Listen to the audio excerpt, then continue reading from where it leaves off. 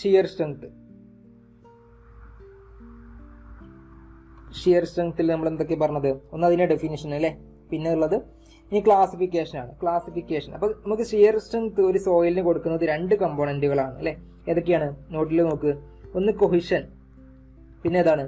Friction. കൊഹിഷനും ഫ്രിക്ഷനാണ് ഈ ഒരു shear strength ഒരു സോയിലിന് പ്രൊവൈഡ് ചെയ്യുന്നത്.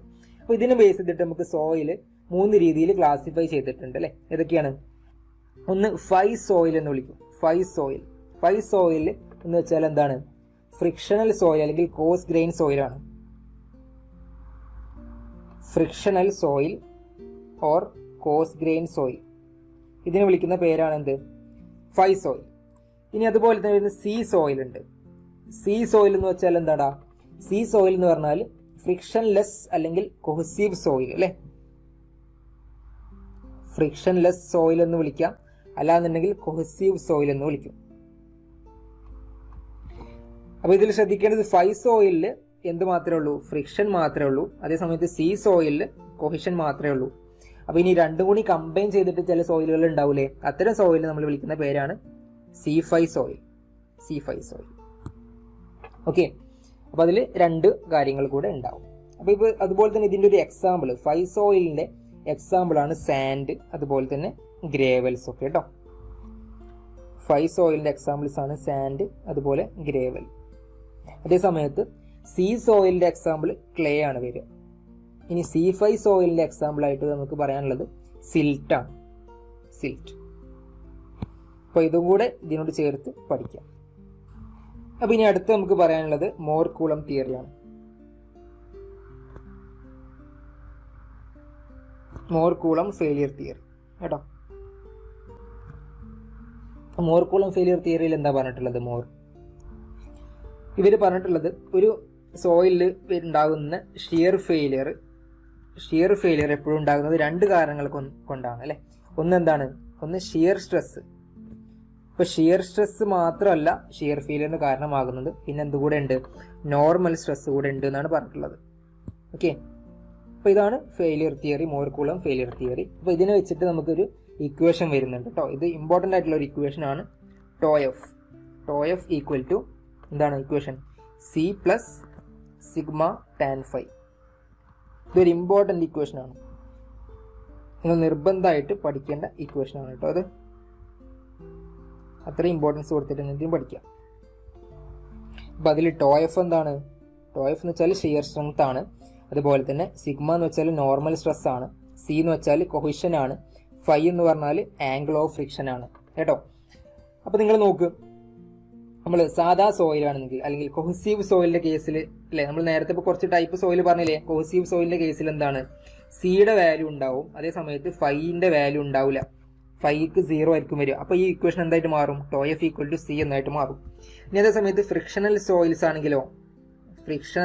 ആണെങ്കിലോ അവിടെ C ഉണ്ടാവില്ല അല്ലെ. C 0 ആയിരിക്കും, നേരെ മറിച്ച് ഫൈ മാത്രമേ ഉണ്ടാവുള്ളൂ. അപ്പൊ ഇക്വേഷൻ എന്തായിട്ട് മാറും? Tau f equal to sigma tan phi എന്നായിട്ട് മാറും.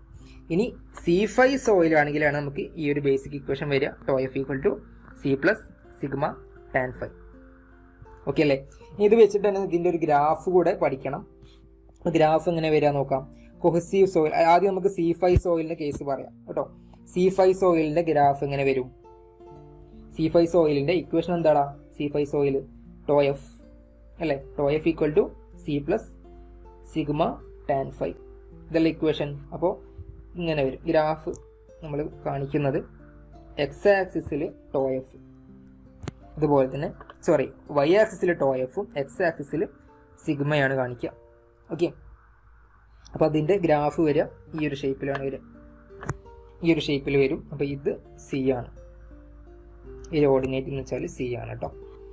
ഇനി അതേ സമയത്ത് നമുക്ക് കൊഹസീവ് സോയിലിന്റെ കേസിൽ എന്താ വരിക? ടോഎഫ് ഈക്വൽ ടു C എന്നാണ് അല്ലെ. അപ്പൊ അതിന്റെ ഗ്രാഫ് എങ്ങനെ വരും? ഇതുപോലെയാണ് വരിക കേട്ടോ. ഇനി അതേ സമയത്ത് ഫ്രിക്ഷണൽ സോയിൽ ആണെങ്കിൽ സിയുടെ വാല്യൂ 0 ആവും. സിയുടെ വാല്യൂ 0 ആകുമ്പോൾ നിങ്ങൾ ഈ ലെഫ്റ്റ് സൈഡ് ഇങ്ങോട്ടേക്ക് നോക്ക്. ഇവിടെ വരുന്ന സമയത്ത് ഈ സിയുടെ വാല്യൂ 0 ആയി കഴിഞ്ഞാൽ എന്താ സംഭവിക്കുക? ഈ ലൈന് എങ്ങോട്ടേക്ക് ഷിഫ്റ്റ് ചെയ്യും? തൊട്ട് താഴത്തോട്ട് ഷിഫ്റ്റ് ചെയ്യും അല്ലെ. അപ്പൊ നമുക്ക് എങ്ങനെ വരും?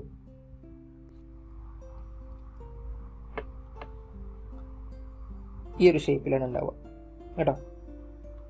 അപ്പോൾ അത് നിർബന്ധമായിട്ട് പഠിക്കുക. ഓരോന്നിൻ്റെ ഗ്രാഫ് കൃത്യമായിട്ട് തന്നെ മാർക്ക് ചെയ്ത് വരച്ചിട്ട് തന്നെ ഇപ്പം തന്നെ പഠിക്കുക. ഇനി നമുക്ക് പറയാനുള്ളത് ഡിറ്റർമിനേഷൻ ആണ്. ഡിറ്റർമിനേഷൻ. അപ്പോൾ ഡിറ്റർമിനേഷനിൽ നമ്മൾ നേരത്തെ പറഞ്ഞില്ലേ 4 മെത്തേഡ്സുകളാണുള്ളത്. അപ്പോൾ 4 മെത്തേഡ്സിൻ്റെയും പേരുകൾ നിങ്ങൾ നിർബന്ധമായിട്ട് പഠിക്കുക. അപ്പോൾ അതിൽ വരുന്ന ഒരു മെത്തേഡാണ് direct shear test. Direct shear test. പിന്നെ വരുന്നതാണ് triaxial test. Triaxial test. പിന്നെ വരുന്നതാണ് unconfined compression test. Unconfined compression test കേട്ടോ, UCC ടെസ്റ്റ് എന്നാണ് അതിനെ വിളിക്കുക. And last test that is vane shear test. Vane shear test. Okay, അപ്പോൾ ഇതിൽ നിങ്ങൾ പ്രൊസീജിയർ പഠിക്കേണ്ടത് ഈ ഒരു ഡയറക്റ്റ് ഷിയർ ടെസ്റ്റിൻ്റെതും വെയിൻ ഷിയർ ടെസ്റ്റിൻ്റെതുമാണ്. അത് പ്രൊസീജിയർ നിങ്ങൾ നോക്കിയിട്ട് പഠിക്കുക. ഇനി അതുപോലെ തന്നെ പ്രോബ്ലംസ് വരാൻ സാധ്യതയുള്ളത് ഈ ഒരു വെയിൻ ഷിയർ ടെസ്റ്റിലാണ്. അപ്പോൾ വെയിൻ ഷിയർ ടെസ്റ്റിൽ നിങ്ങൾക്ക് 2 ഇക്വേഷൻസ് ആണുള്ളത് കേട്ടോ. 2 ഇക്വേഷൻസ് നിങ്ങൾ നിർബന്ധമായിട്ട് തന്നെ പഠിക്കുക. അപ്പോൾ അതിൽ ഇക്വേഷൻസ് വരുന്നത് ഒന്ന് ടോഎഫ്. ടോഎഫ് ആണല്ലോ നമ്മൾ കാണേണ്ടത്. Tau f equal to T divided by pi D square into h/2 plus d/6. ഇതാണ് ഒരു ഇക്വേഷൻ. അതുപോലെ തന്നെ വരുന്ന വേറൊരു ഇക്വേഷൻ കൂടെ ഉണ്ട്. സിമിലർ ഇക്വേഷൻ തന്നെയാണ്, ചെറിയൊരു മാറ്റമുള്ളൂ. അത് pi D square h/2 plus d/12. Okay, അപ്പോൾ ഇത് രണ്ടുമാണ് ഇതിൽ വരുന്ന ഇക്വേഷൻ. അപ്പോൾ ഈ ഭാഗത്തുനിന്ന് നിങ്ങൾക്ക് ഈ ഒരു വെയിൻ ഷിയർ ടെസ്റ്റിൻ്റെ ഭാഗത്തുനിന്ന് നിങ്ങൾക്ക് പ്രോബ്ലംസ് പ്രതീക്ഷിക്കാവുന്നതാണ്. കാരണം സിമ്പിൾ ഇക്വേഷൻ ആണ്, അത് വെച്ചിട്ട് ചോദിക്കും. അപ്പോൾ നിങ്ങളുടെ മോഡൽ ക്വസ്റ്റ്യൻ പേപ്പറിൽ ഓൾറെഡി ഒരു ചോദ്യം ചോദിച്ചിട്ടുണ്ട്, അത് വെച്ചിട്ട് നിങ്ങൾ നോക്കുക. ഓക്കെ.